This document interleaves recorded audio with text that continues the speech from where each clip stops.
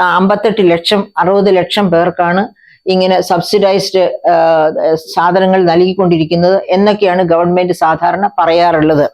എന്തിനാണ് ഈ 58 ലക്ഷം 60 ലക്ഷം പേർക്ക് ഇത് കൊടുക്കുന്നത്?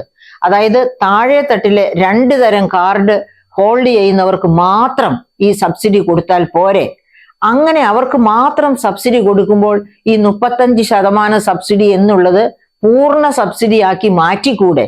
അങ്ങനെയാവുമ്പോൾ അവരെ സംരക്ഷണ വലയത്തിൽ തന്നെ നിർത്താം. ഗവൺമെന്റിന്റെ ആ ഇലക്ഷൻ വാഗ്ദാനം പാലിക്കുകയും ചെയ്യാം. പിന്നെ എന്തുകൊണ്ടാണ് ഈ 58 ലക്ഷം 60 ലക്ഷം പേർക്ക് സബ്സിഡി കൊടുക്കണം, അങ്ങനെ 35% കുറയ്ക്കണം എന്നൊക്കെ പറയുമ്പോൾ യഥാർത്ഥത്തിൽ അർഹതയുള്ളവരെ തള്ളിയിടുകയാണ്, അവരുടെ അടുക്കള അടയ്ക്കുകയാണ് ഗവൺമെന്റ് ചെയ്യുന്നത് എന്ന കാര്യം ഗവൺമെന്റ് തീർച്ചയായിട്ടും ഓർക്കേണ്ടതാണ്.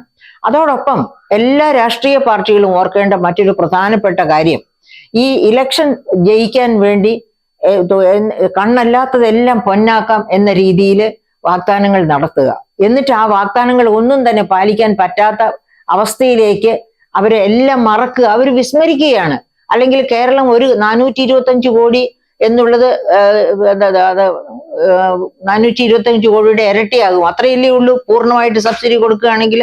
അങ്ങനെ കൊടുക്കാൻ കേരള ഖജനാവിന് കഴിവില്ല എന്ന് പറയുന്നത് തന്നെ വളരെ അത്ഭുതകരമായ ഒരു കാര്യമാണ്. അതായത് ആർക്കും ജാള്യം തോന്നുന്ന ഒരു വസ്തുതയാണ്. കാരണം ഖജനാവ് എംറ്റി ആകുന്നത് എന്തുകൊണ്ടാണെന്ന് നമുക്കറിയാം. ധനധൂർത്താണ് ഒരു വശത്ത്, അതുപോലെ തന്നെ വിഭവ സമാഹരണത്തില് പാളിച്ച വരുത്തുകയാണ്. അതായത് കാര്യക്ഷമമായി വിഭവ സമാഹരണം, റവന്യൂ വരുമാനം, നികുതി വരുമാനവും നികുതിയേതര വരുമാനവും വേണ്ട രീതിയിൽ സംഭരിക്കുകയാണെങ്കിൽ ഖജനാവ് നിറയ്ക്കാൻ പറ്റും. പക്ഷെ അതിനുള്ള ശ്രമങ്ങൾ ഒന്നും നടത്താതെ നവകേരളം, കേരളീയം എന്നിങ്ങനെയുള്ള മാമാങ്കങ്ങളുമായിട്ട് ഗവൺമെന്റ് നടക്കുന്ന ഗവേണൻസേ ഇല്ല. അങ്ങനെ ഗവേണൻസ് ഇല്ലാത്ത ഒരു സംസ്ഥാനത്താണ് ഒരു 1000 കോടിക്ക് അടുത്ത് 800 കോടിയിൽ ഉയർന്ന സംഖ്യ ഇങ്ങനെ, അതായത് സബ്സിഡി ആയിട്ട് കൊടുക്കാൻ പറ്റുന്നില്ല എന്ന് പറഞ്ഞത്.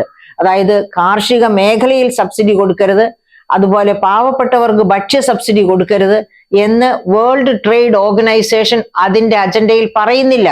1995 മരാക്കേഷിൽ വെച്ച്, മൊറോക്കോയിലെ മരാക്കേഷിൽ വെച്ച് രാജ്യങ്ങൾ ഒത്തുചേർന്ന് എടുത്ത ആ തീരുമാനം, WTO വേൾഡ് ട്രേഡ് ഓർഗനൈസേഷന്റെ കരാറ്, ആ കരാറിനകത്ത് അഗ്രികൾച്ചറൽ GDPയുടെ 10% വരെ കാർഷിക മേഖലയ്ക്ക് സബ്സിഡി കൊടുക്കാമെന്നാണ് പറയുന്നത്. ഭക്ഷണം കർഷകന്റെ കയ്യിൽ നിന്ന്, അതായത് കാർഷിക മേഖലയിൽ നിന്ന് വരുന്നതായത് കാരണം ഭക്ഷ്യ സബ്സിഡിയും നമുക്ക് ആ കൂട്ടത്തിൽ ഉൾപ്പെടുത്താം. അങ്ങനെ വരുമ്പോൾ തീർച്ചയായിട്ടും ഈ എന്താണ് പറയുക, ബജറ്റിൽ പറഞ്ഞ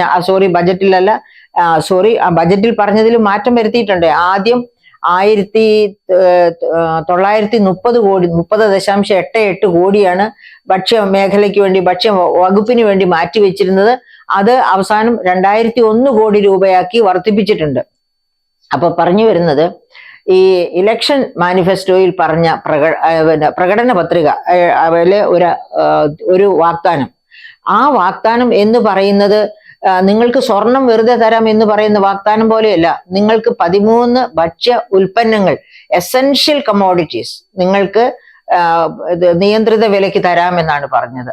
ആ വാഗ്ദാനം തള്ളിക്കളയേണ്ട വാഗ്ദാനമല്ല, വെള്ളം ചേർക്കേണ്ട വാഗ്ദാനമല്ല, മറന്നു കളയാവുന്ന വാഗ്ദാനമല്ല, എന്നും ജനങ്ങൾ ഉള്ളിൽ കരുതുന്ന വാഗ്ദാനമാണ്. അത് കിട്ടാതെ വരുമ്പോൾ അവിടെ പോഷകാഹാര ദാരിദ്ര്യം ഉണ്ടാകും, ശിശു മരണങ്ങൾ ഉണ്ടാകും, അങ്ങനെ പലതും ഡെമോക്രസിയുടെ അപജയത്തിലേക്കാണ് അത് വിരൽ ചൂണ്ടുന്നത്.